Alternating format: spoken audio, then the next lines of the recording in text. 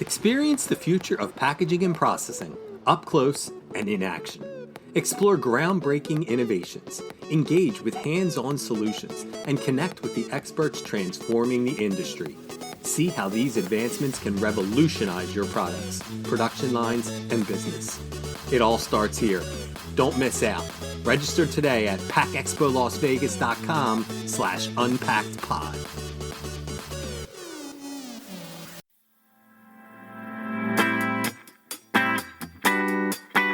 You're listening to Unpacked with PMMI, where we share the latest packaging and processing industry insights, research, and innovations to help you advance your business.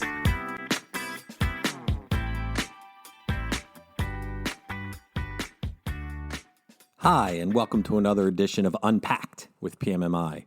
I'm your host, Sean Riley, and today we're going remote to PMMI's annual meeting in Cincinnati to talk with PMMI Senior VP Dave Newcorn about the best way to reach today's packaging buyer. OEM Magazine Editor-in-Chief Stephanie Neal will handle the discussion on the results from our brand new buying cycle study and get Dave to offer an early look at the latest tools for navigating the multi-channel marketing landscape. I'm going to get out of the way now so they can get right to it. Take it away, Stephanie. Okay, thank you, Sean. I am here with Dave Newcorn. We're at the PMMI annual meeting in Cincinnati. And Dave has just had a presentation to talk a little bit about what's going on at PMMI Media Group. Dave, tell me about the latest buying cycle study that PMMI Media Group conducted earlier this year. I would be happy to, and thank you for having me. I'm very excited to be here.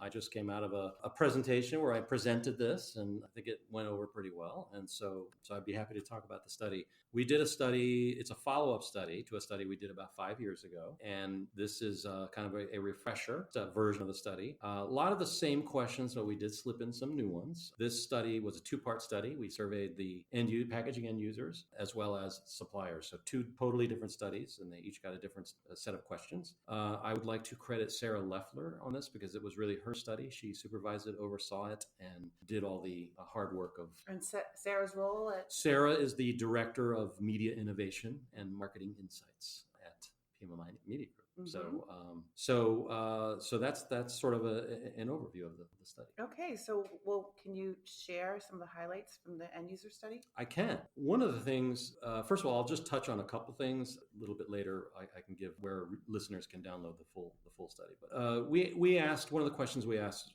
was, what are the top factors informing purchasing decisions when it comes to packaging, machinery, and materials? Far and away, number one was web search, 72%. And then trade shows and trade media were on the heels of that. The important thing about web search, everybody always thinks about, they want to come up in the search results or what have you. But one of the things that everybody has to keep in mind is people are going to less likely to click on you in a web search if they don't know who you are. So that's why doing a consistent branding campaign was really important year round, so that when you do come up in the results, people are more likely to click on you. And one of the things that's related to that, a lot of PMMI members are smaller companies, and this makes sense. But some of them are large companies and they tend to think, well, people know who I am, and we're a household name. And the answer is yes, but maybe they don't know what you're doing lately. So there needs to be awareness at the product level, at the innovation level. What are you doing to innovate? So those are important things to make sure that people are clicking on you in the web search. Another finding was, and this is a question I get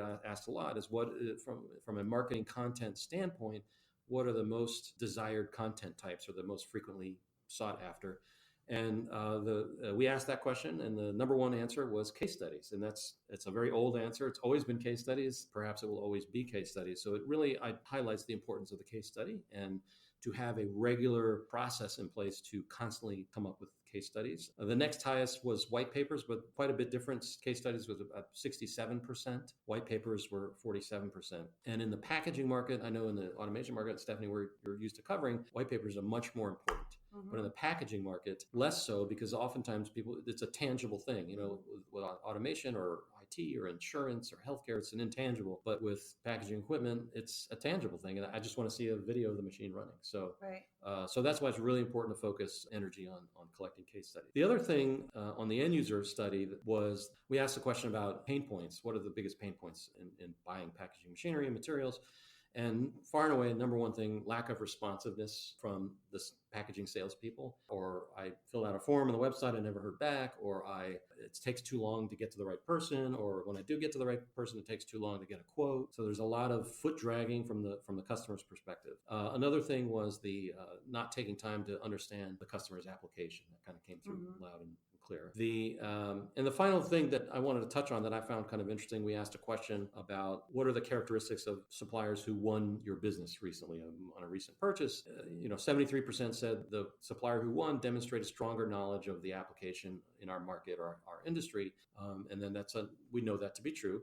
People tend to want to buy machines from people who have solved that problem before. But the implication there is to change how you do your marketing to segment more. And so, before we've never had the capability before that we do now in terms of targeting and segmenting your marketing. So if you do specialize in a certain niche, or you've come up with a machine that you're attacking a different niche that you've got some experience with, you can now segment your marketing and talk to two different niches with two different types of messaging at an affordable way. And that was never the case. Two other things that came out of that, of characteristics of suppliers who won the business, was about 40% said the winning supplier responded more promptly, so highlighting the frustrations of those who don't, or the winning supplier demonstrated stronger knowledge of our company or our application, so they took the time to understand. So sort of a mirror image of the pain points of those who don't. Was there anything that really surprised you from those results? Yeah, I'm surprised that the 40% said the winning suppliers responded more promptly or demonstrated stronger knowledge, because I would always think that you're going with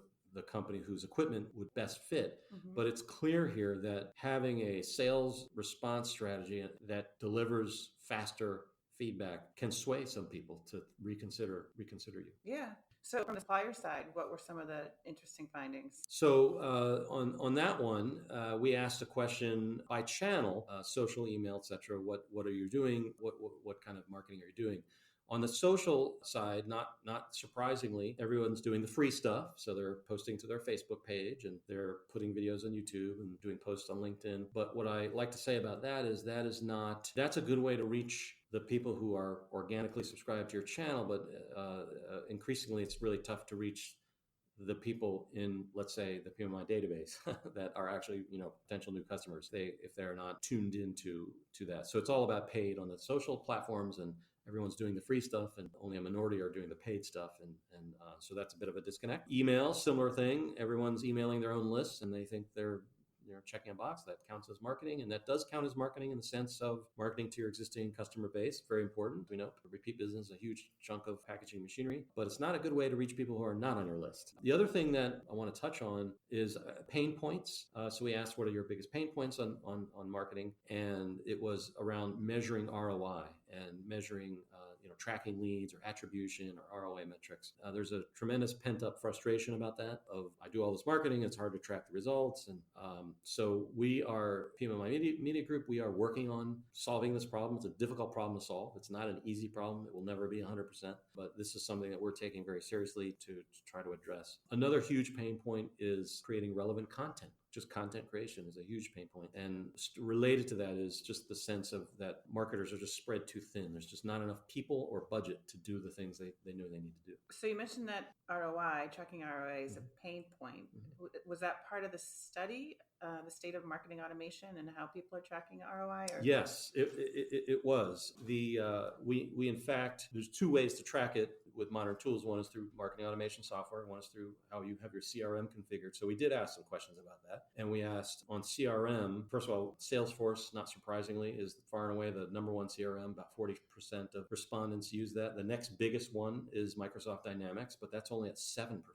So and then it's like a lot of 2%, 12% have don't use CRM and have no plans to. In terms of marketing automation, about half of respondents do use marketing automation. And of those who do, Pardot, which is the Salesforce offering, is the number one at 16%.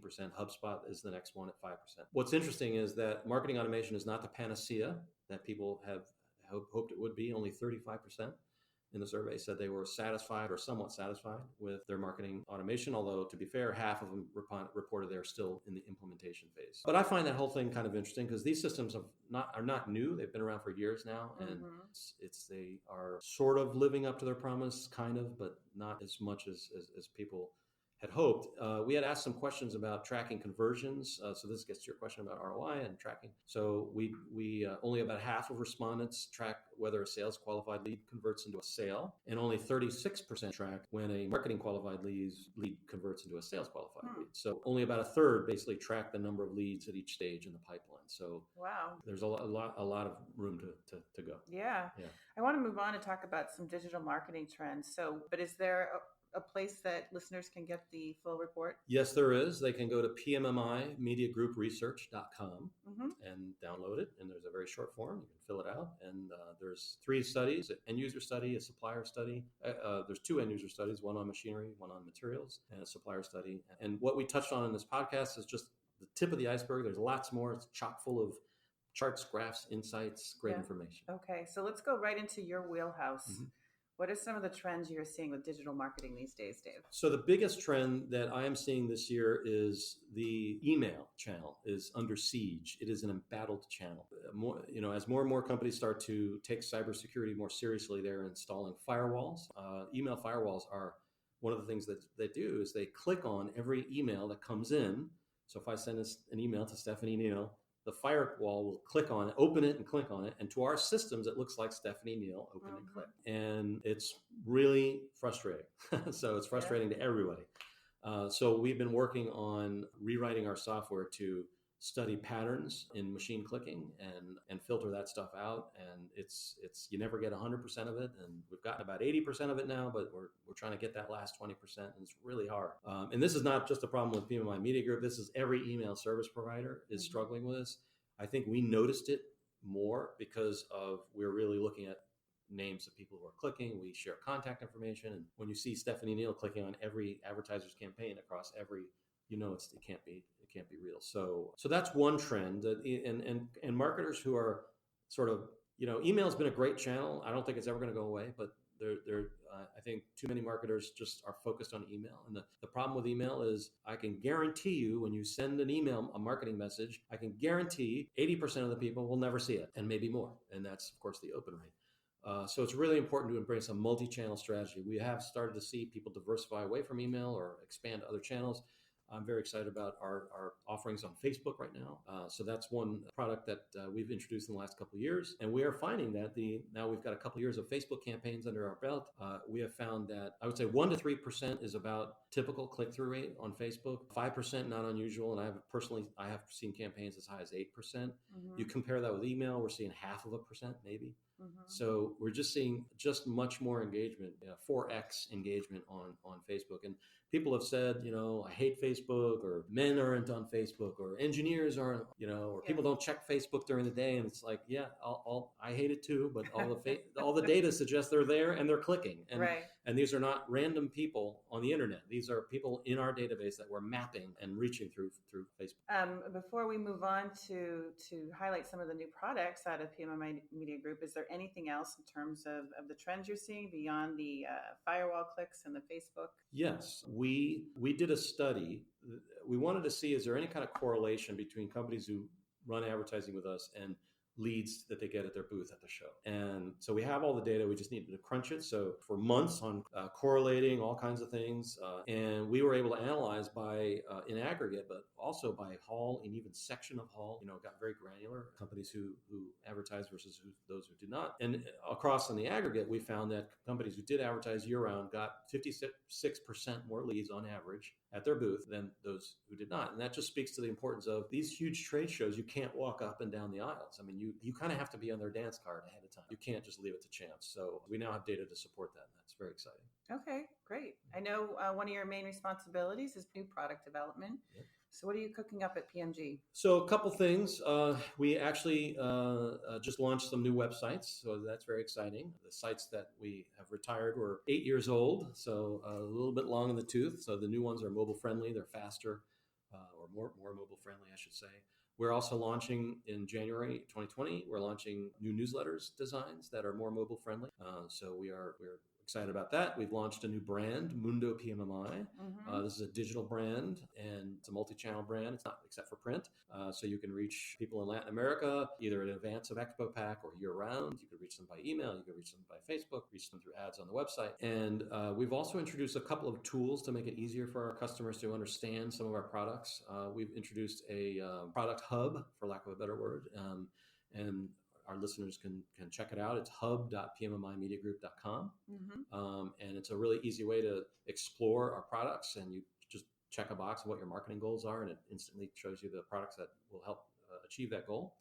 And then we've got some cool dashboards that you can actually check out our audiences at a very niche, granular level. And we've got this other thing called the PMMI Media Group Innovation Lab, which is constantly working on expanding channels beyond Facebook. A lot of other great channels out there, so we're looking at. Dave, I know a lot of PMMI members and exhibitors regularly use Game Plan to drive booth traffic and Second Look to move the needle post-show. Is there anything new with these products? There is a little bit new. We're adding some new product categories. We're adding packaging plant processes to Game Plan and Second Look, so that's very exciting.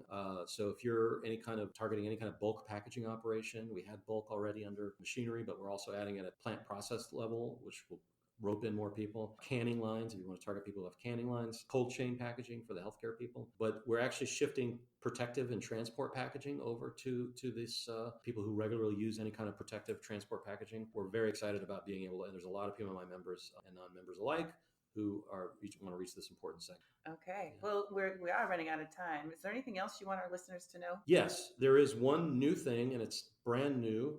We are coming out with a marketing conference in Chicago in May, which I know that's when Interpack is, so we have to kind of figure that out. I don't even have a name of it, but it'll be great. We'll have outside speakers. We'll talk a little bit, but it'll also be a chance for peers to share best practices. Some of the best marketers and packaging will be right there, and people can learn. It'll be very affordable, so we really encourage anybody to look for announcements on that. We're very excited about it. Excellent, good news. Yeah.